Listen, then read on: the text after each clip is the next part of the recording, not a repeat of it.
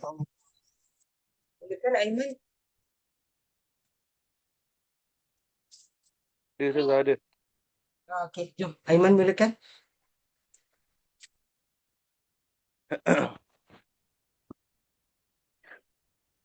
وإنه لهدى ورحمة للمؤمنين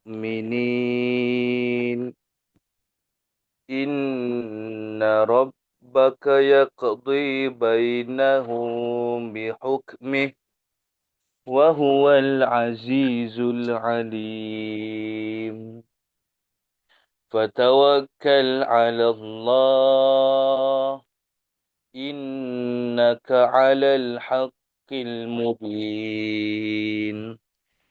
إنك لا تسمع الموتى ولا تسمع الصم الدعاء إذا ولوا مدبرين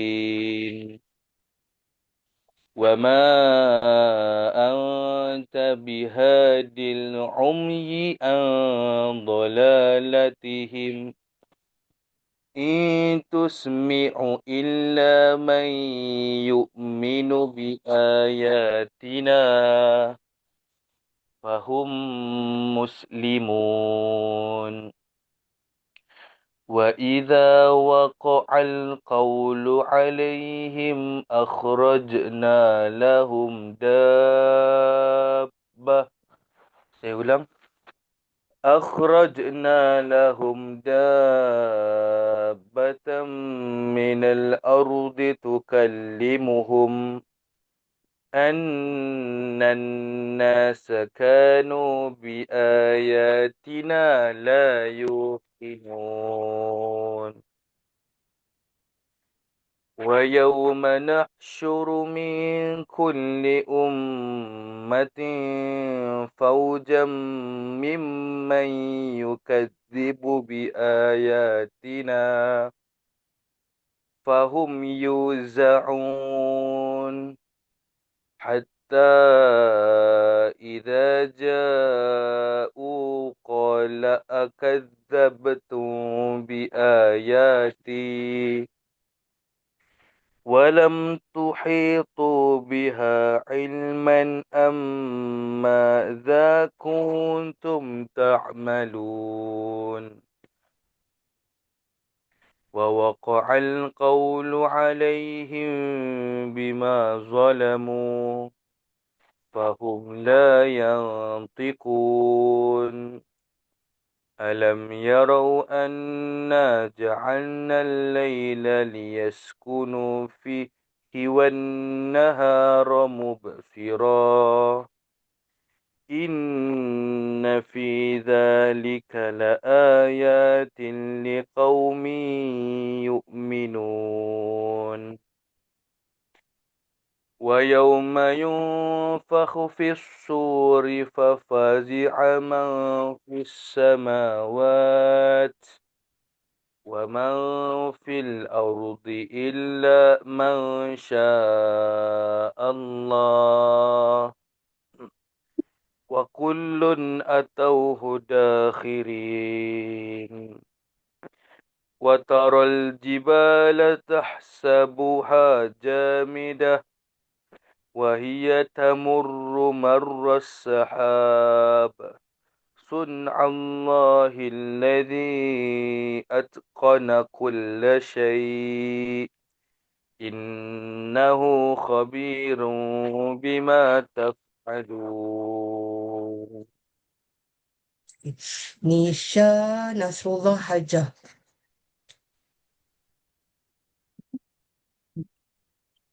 من جاء بالحسنة فله خير منها وهم من فزع يومئذ آمنون ومن جاء بالسيئة فكبت وجوههم في النار هل تجزون إلا ما كنتم تعملون إنما أمرت أن أعبد رب هذه البلدة الذي حرمها وله كل شيء وأمرت أن أكون من المسلمين وأن أتلو القرآن فمن اهتدى فإنما يهتدي لنفسه ومن ضل فقل إنما أنا من المنذرين وقل الحمد لله سيريكم آياته فتعرفونها وما ربك بغافل عما تعملون. Termasuk surah Al-Qasas. Bismillahirrahmanirrahim. Qasim Mim. تلك آيات الكتاب المبين نتلو عليك من نبأ موسى وفرعون بالحق لقوم يؤمنون إن فرعون علا في الأرض وجعل أهلها شيعا يستضعف طائفة منهم Bismillah طائفة منهم يذبح أبناءهم ويستحيي نساءهم إنه كان من المفسدين ونريد أن نمن على الذين استضعفوا في الأرض ونجعلهم أئمة ونجعلهم الوارثين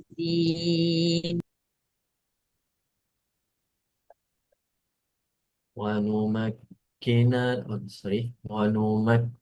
لهم في الأرض ونري فرعون وهامان وجنودهما منهم ما كانوا يحذرون وأوحينا إلى أمم موسى أن أرضعيه فإذا خفت عليه فألقيه في اليم ولا تخافي ولا تحزني إنا رادوه إليك وجاعلوه من المرسلين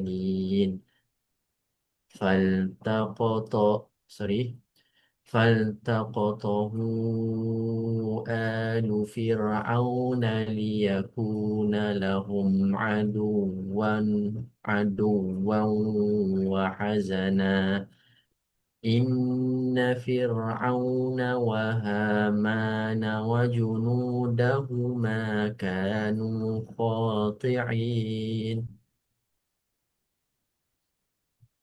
وقالت امرأة فرعون قرة عين لي ولك لا تقتلوه عسى أن ينفعنا أو نتخذه أو نتخذه ولدا وهم لا يشعرون وأصبح ف... وأصبح فؤاد أم موسى فارغا إن كادت لتبدي به لولا أن ربطنا على jadi patah balik لولا أن ربطنا على قلبها لتكون من المؤمنين وقالت لأخته قصيه فبصرت به عن جنب فبصورت space depend. sekali lagi. فبصرت به عن جنوب وهم لا يشعرون وحرمنا عليه المراضع من قبل Ustaz فقالت مرضعة. sekali lagi. وحرمنا عليه المراضع من قبل فقالت هل أدلكم على أهل بيت patah balik فقالت هل أدلكم على أهل بيت يكفلونه patah balik baik yakfulu yakfulunahu lakum wa hum lahu nasihun فرددناه إلى أمه كي تقر عينها ولا تحزن ولتعلم أن وعد الله حق ولكن أكثرهم لا يعلمون. Kejap Hajar. Page ni cerita tentang ibu Nabi Musa. Masa Firaun dok bunuh semua anak lelaki tu kan, dia dah takut dah. Jadi Allah uh, bagi pesanan, wahyukan kat dia, susukan dia. An ardi'i, susukan bayi tu. Lepas tu masukkan dalam peti dan hanyutkan fil yam, di sungai. Jangan takut, jangan sedih, aku akan kembalikan dia pada kamu dan aku akan jadikan dia seorang pesuruh, Allah kata.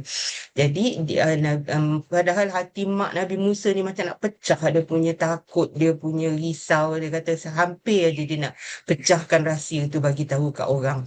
Dan Allah takdirkan Nabi Musa tak nak minum susu siapa-siapa pun sampai kakak ya Maryam, Nabi Musa cakap dekat isteri Firaun, nak aku tunjukkan orang yang boleh susukan dia. Jadi itulah janji Allah. Allah kembalikan Nabi Musa pada ibu dia supaya dia tak sedih dan supaya dia tahu janji Allah tu walaupun nampak impossible, dia nak hanyutkan anak kat sungai, dapat kembali anak nanti. Tapi Allah kata janji Allah tu benar, tapi kebanyakan manusia tu tak tahu. Kita sambung. Jom Hajar. ولما بلغ أشده واستوى آتيناه حكما وعلما وكذلك نجزي المحسنين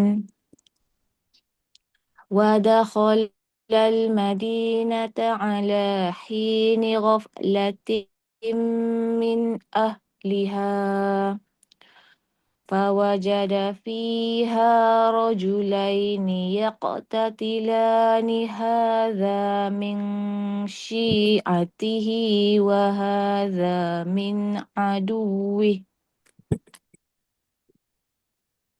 فاستغاثه الذي من شيعته على الذي من عدوه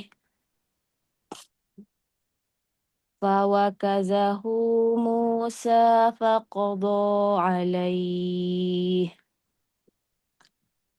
قال هذا من عمل الشيطان إنه عدو مضل مبين قال رب إني ظلمت نفسي فاغفر لي فغفر له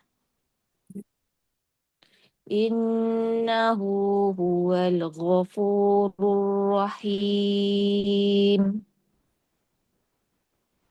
قال رب بما أنعمت علي فلن أكون ظهيرا للمجرمين فأصبح في المدينة خائفا يترقب فإذا الذي استنصره بالأمس يستصرخه قال له موسى إنك لغوي مبين فلما أن أراد أن يبطش بالذي هو عدو لهما قال يا موسى أتريد أن تقتلني كما قتلت نفسا بالأمس إن تريد إلا أن تكون جبارا في الأرض وما تريد أن تكون من المصلحين وجاء رجل من أقصى المدينة يسعى قال يا موسى إن الملأ يأتمرون بك saya ulang. قال يا موسى إن الملأ يأتمرون بك ليقتلوك فاخرج. Mundur daripada ليقتلوك فاخرج إني لك من الناصحين فخرج منها خائفا يترقب قال رب نجني من القوم الظالمين.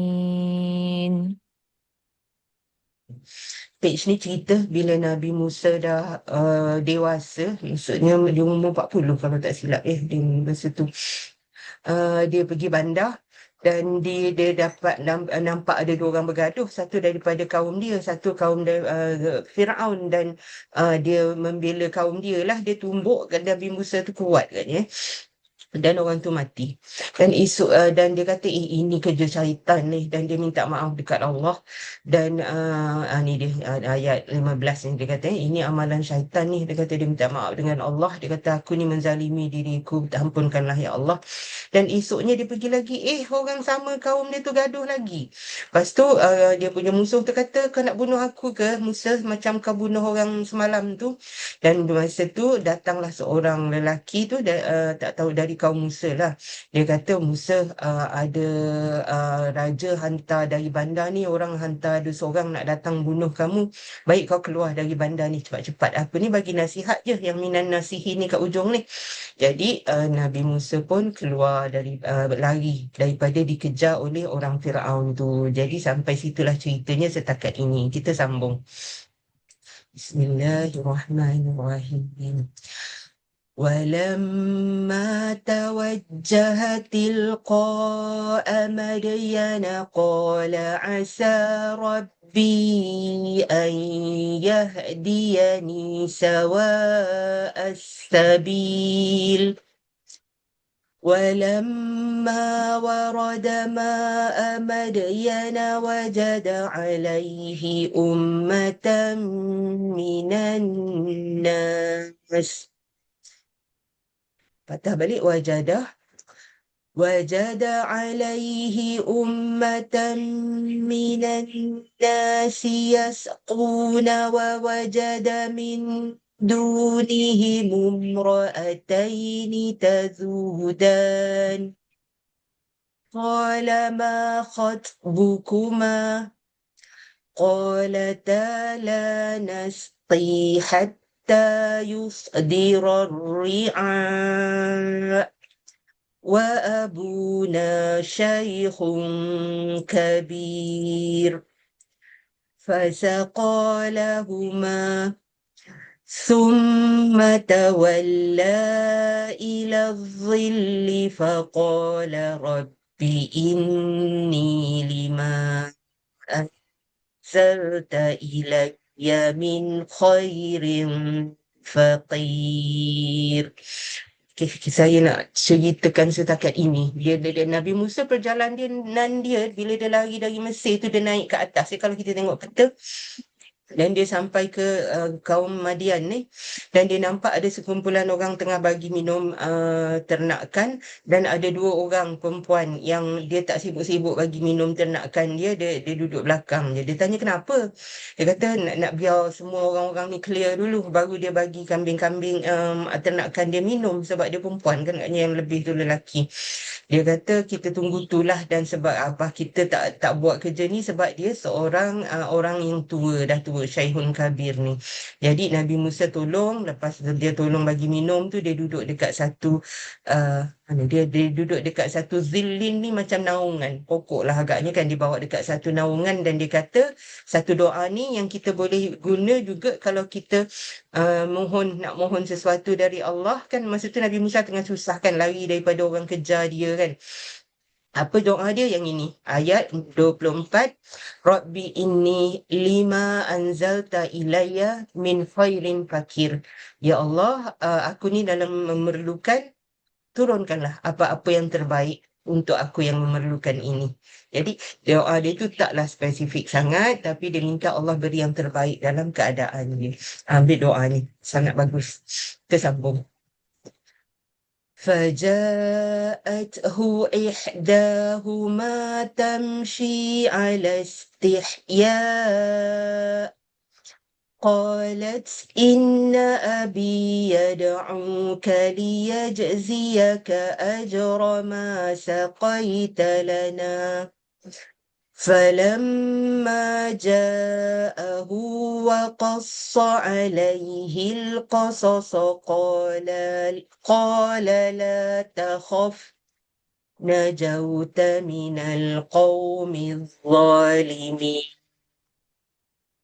قالت إحداهما يا أبت استأجره إن خير من استأجرت القوي الأمين قال إني أريد أن أنكحك إحدى ابنتي هاتين على أن تأجرني patah balik sikit أن تأجرني 8 حجج فإن أتممت 10 فمن عندك وما أريد أن أشق عليك ستجدني إن شاء الله من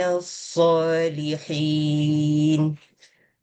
قال ذلك بيني وبينك أيما الأجلين قضيت فلا عدوان علي والله على ما نقول وكيل.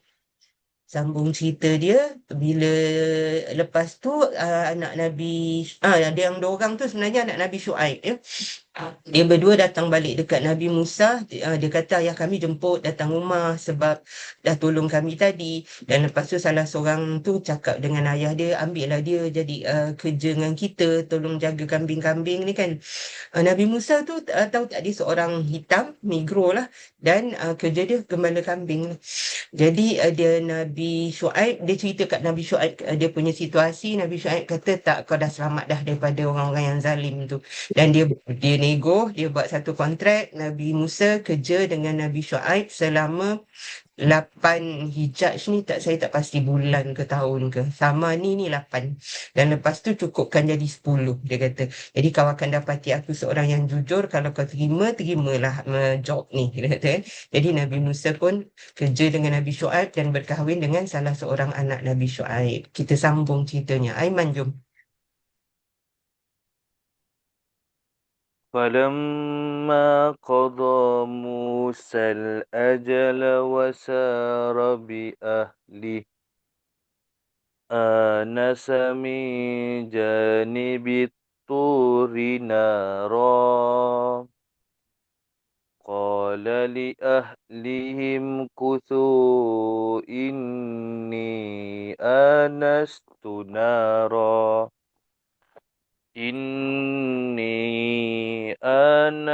نارا لعلي آتيكم منها بخبر أو جذوة من النار لعلكم تصطلون فلما أتاها نودي من شاطئ الوادي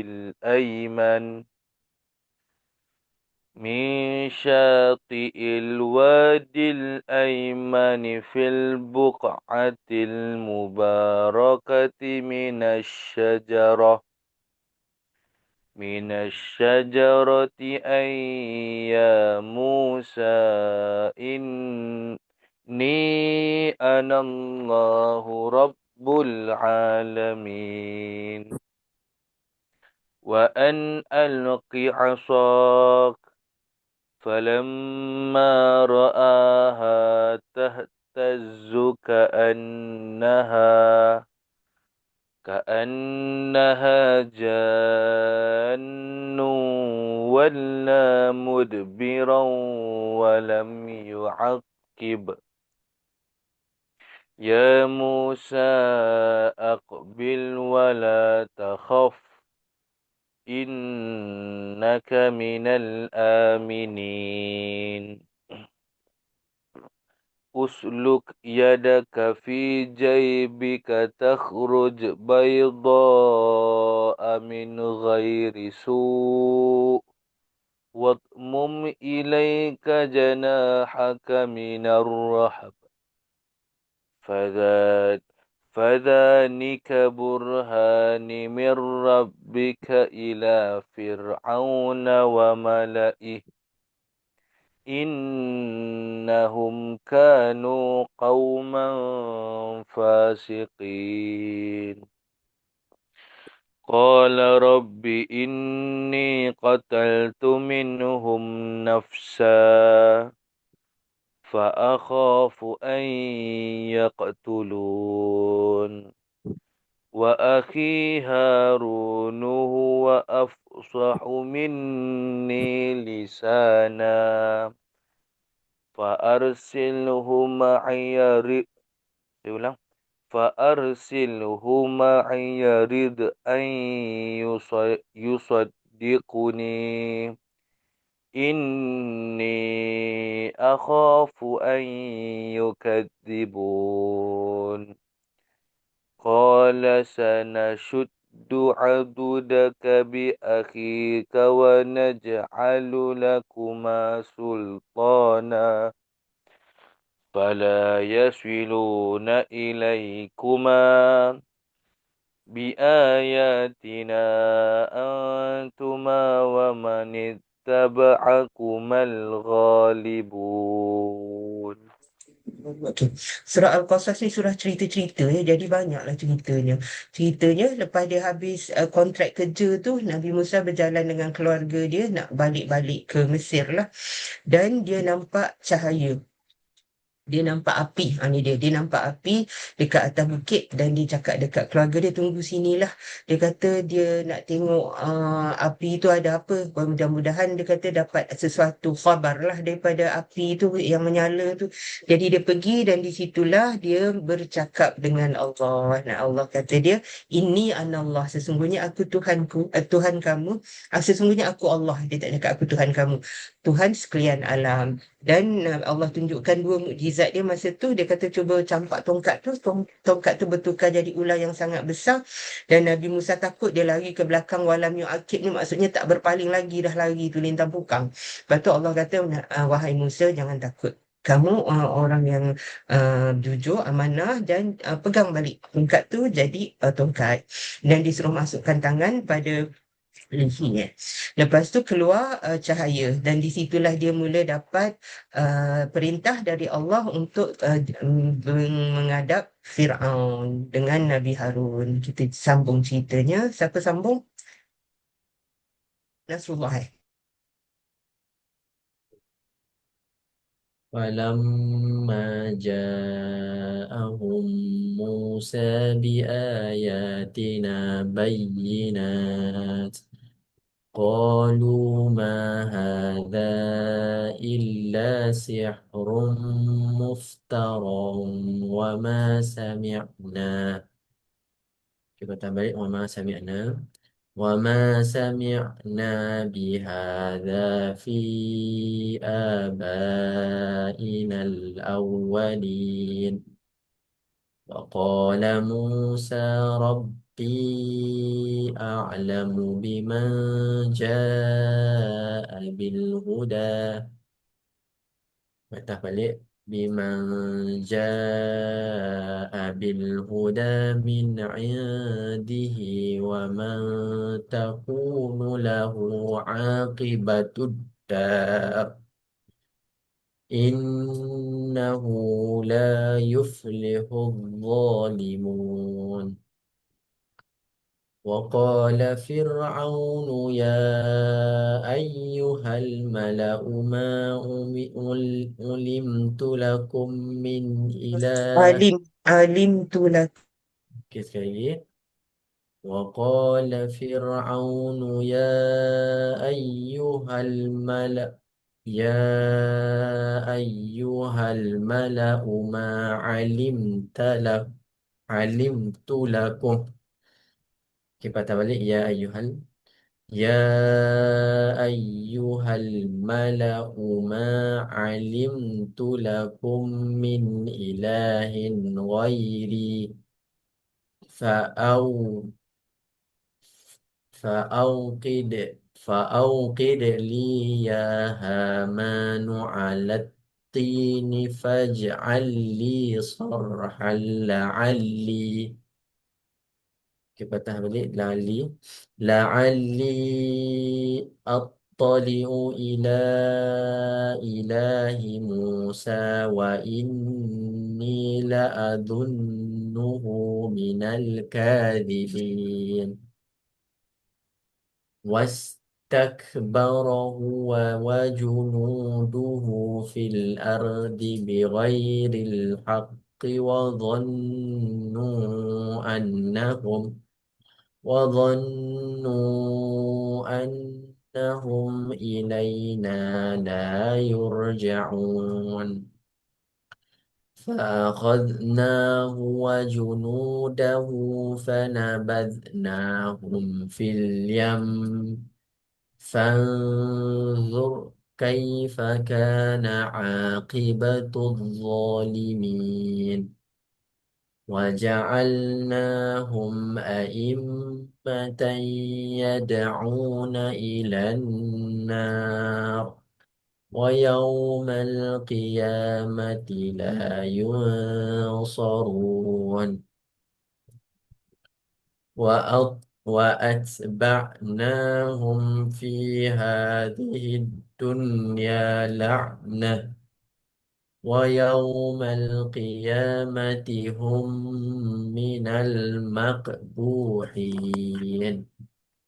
ولقد آتينا موسى الكتاب من بعد ما أهلكنا القرون kata balik من بعد ما أهلكنا القرون الأولى بصائر للناس وهدى ورحمة لعلهم يتذكرون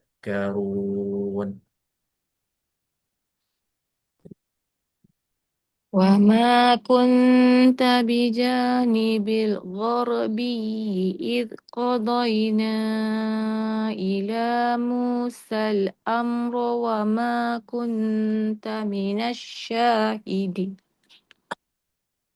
Ulang sikit daripada ila Musa. إلى موسى الأمر وما كنت من الشاهدين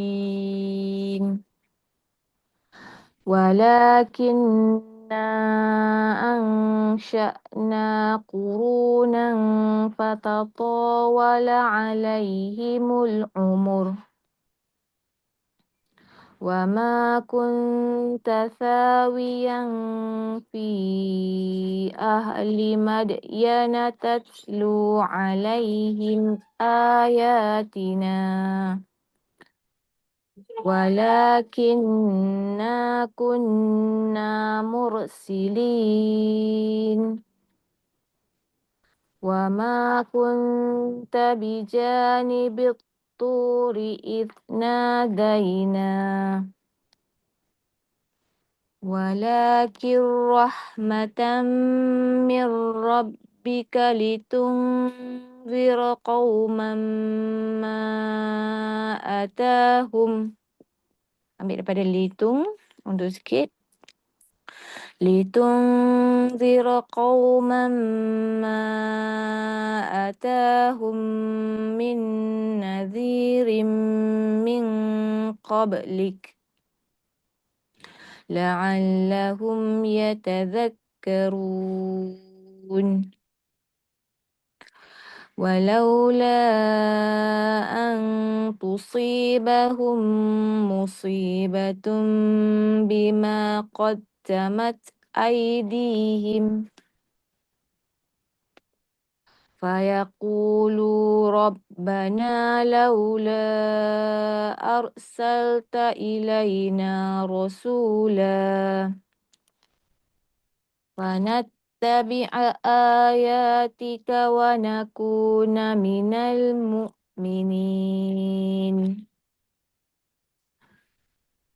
فلما جاءهم الحق من عندنا قالوا لولا أوتي مثل ما أوتي موسى. Sorry, saya salah. Saya ulang balik. قالوا لولا أوتي مثل ما أوتي موسى أولم يكفروا بما أوتي موسى من قبل قالوا سحران تظاهرا وقالوا إنا بكل كافرون قل فأتوا بكتاب من عند الله هو أهدى daripada هو أهدى منهما أتبعه إن كنتم صادقين فإن لم يستجيبوا لك فاعلم أنما يتبعون أهواءهم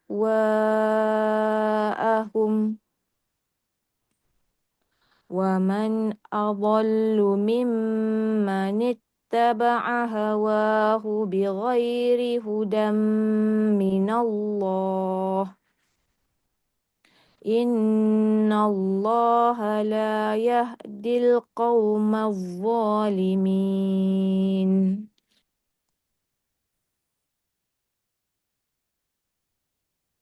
ولقد وصلنا لهم القول لعلهم يتذكرون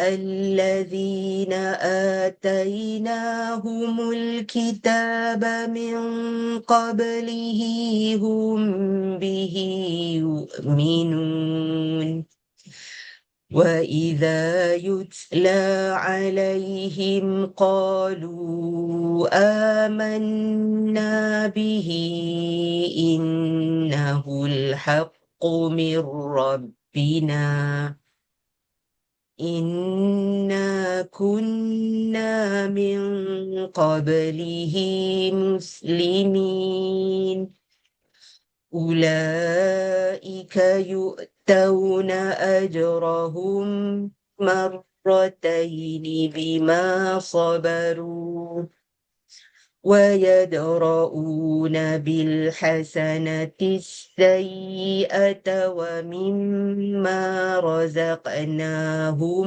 ينفقون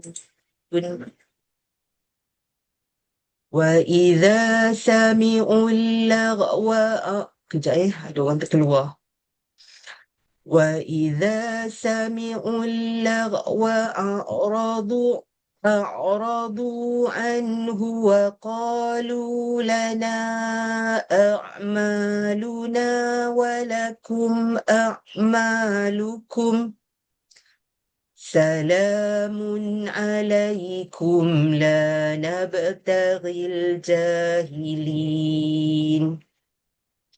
إنك لا تهدي من أحببت ولكن الله يهدي من يشاء. Tak cukup nafas saya. Cuba lagi sekali. إنك لا تهدي من أحببت ولكن الله يهدي من يشاء وهو أعلم بالمهتدين وقالوا إن نتبع الهدى معك نتخطف من أرضنا أولم نمكن لهم حرما آمنا يجبى إليه ثمرات يجبى patah balik يجبى إليه ثمرات كل شيء رزقا من لدنا ولكن أكثرهم لا يعلمون وكم أهلكنا من قرية بطرت معيشتها فتلك مساكنهم لم تسكن من بعدهم إلا قليلا وكنا نحن الوارثين وما كان ربك مهلك القرى حتى يبعث في أمها رسولا يتلو عليهم آياتنا وما كنا مهلك القرى إلا وأهلها ظالمون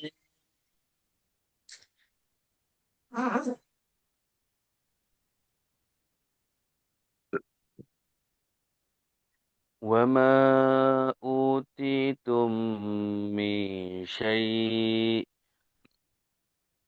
فمتاع الحياة الدنيا وزينتها وما عند الله خير وأبقى أفلا تعقلون أفمن وعدناه وعدا حسنا فهو لاقيه كمن متعناه متاع الحياة الدنيا ثم هو يوم القيامة من المحضرين ويوم يناديهم فيقول أين شركائي الذين كنتم تزعمون قال الذين حق عليهم القول ربنا هؤلاء الذين أغويناهم كما غوينا تبرأنا إليك ما كانوا إيانا يعبدون وقيل ادعوا شركاءكم فدعوهم فلم يستجيبوا لهم ورأوا العذاب لو أنهم كانوا يهتدون ويوم يناديهم فيقول ماذا أجبتم المرسلون فعميت عليه مرسلين. فيقول ماذا أجبتم المرسلين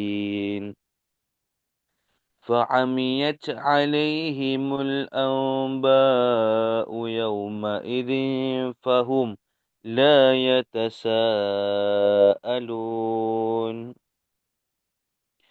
فأما من تاب وآمن وعمل صالحا فعسى أن يكون من المفلحين وربك يخلق ما يشاء ويختار ما كان لهم الخيرة سبحان الله وتعالى عما يشركون وربك يعلم ما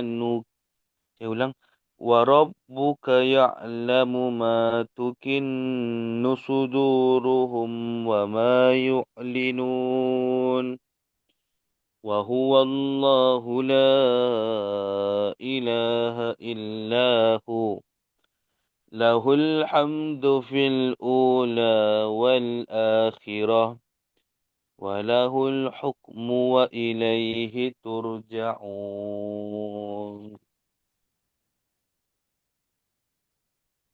قل أرأيتم إن جعل الله عليكم الليل سرمدا إلى يوم القيامة من إله غير الله يأتيكم بضياء أفلا تسمعون قل أرأيتم إن جعل الله عليكم النهار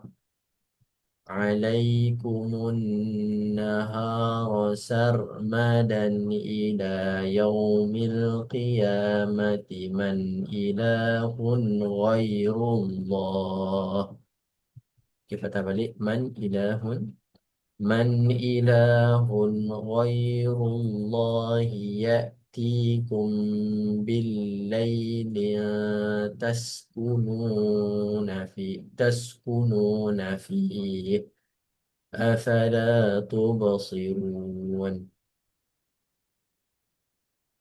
ومن رحمته جعل لكم الليل والنهار لتسكنوا فيه ولتبتغوا من فضله ولعلكم تشكرون ويوم يناديهم فيقول أين شركاء sekali lagi فيقول أين شركائي الذين كنتم تزعمون ونزعنا من كل أمة شهيدا فقلنا هاتوا برهانكم فعلموا أن الحق لله وضل عنهم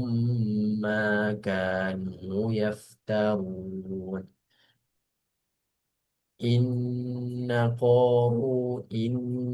قارون كان من قوم موسى فبغى عليهم وآتيناه من الكنوز ما إن pada balik من الكنوز ما إن مفاتحه لتنوء okay. إن مفاتحه لتنوء بالعصبة أولي القوة إذ قال له قومه لا تفرح إن الله لا يحب الفرحين وابتغ فيما آتاك الله الدار الآخرة ولا تنس نصيبك من الدنيا وأحسن كما أحسن الله إليك ولا تبغ الفساد في الأرض إن الله لا يحب المفسدين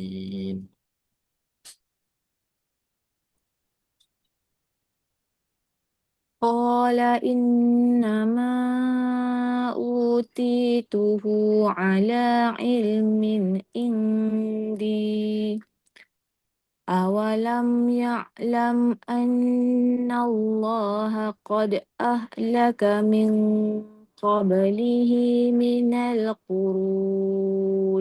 Undur daripada من قبله من القرون من هو أشد منه قوة وأكثر جمعا ولا يسأل عن ذنوبهم المجرمون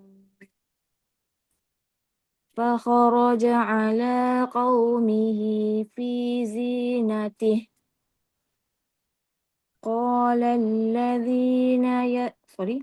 قال الذين يريدون الحياة الدنيا يا ليت لنا مثل ما أوتي قارون إنه لذو حظ عظيم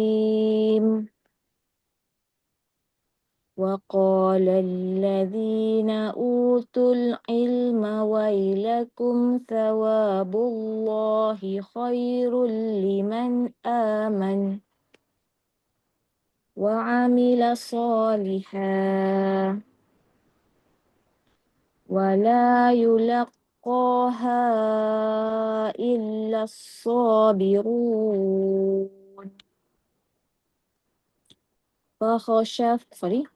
فخسفنا به وبداره الأرض فما كان له من فئة ينصرونه.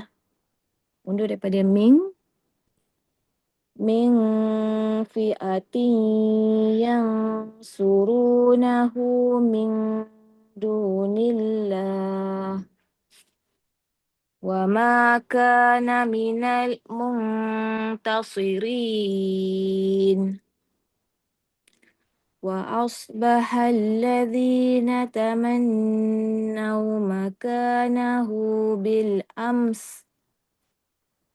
يقولون ويك أن الله يبسط الرزق لمن يشاء. Ambil daripada limai, undur sikit. لمن يشاء من عباده ويقدر لولا أمن الله علينا لخسف بنا وكأنه لا يفلح الكافرون. تلك الدار الآخرة نجعلها للذين لا يريدون علوا في الأرض. Mundur sikit daripada للذين لا يريدون للذين لا يريدون علوا في الأرض ولا فسادا والعاقبة للمتقين. من جاء بالحسنة فله خير منها ومن جاء بالسيئة فلا يجزى الذين عملوا السيئات. Undur daripada الذين عملوا السيئات إلا ما كانوا يعملون. Sadaqallahul azim. Page last tu cerita pasal Qarun. Kita pasal Qarun, dia berbangga pasal harta dia yang banyak. Dia kata semua ni usaha dia. Dia kata dan jadi ada kaum-kaum Nabi Musa, kaum-kaum masa tu kata alangkah baiknya kalau kaya macam Qarun tu. Lepas tu ada yang kata tak, yang di sisi Allah tu lebih baik. Dan lepas tu apa jadi kat Qarun? Tertimbun dengan harta-harta dia kan. Jadi terima kasih semua. Kita jumpa tengah hari ni insya-Allah. Terima kasih Ustazah. Assalamualaikum. Waalaikumsalam. Assalamualaikum. Waalaikumsalam.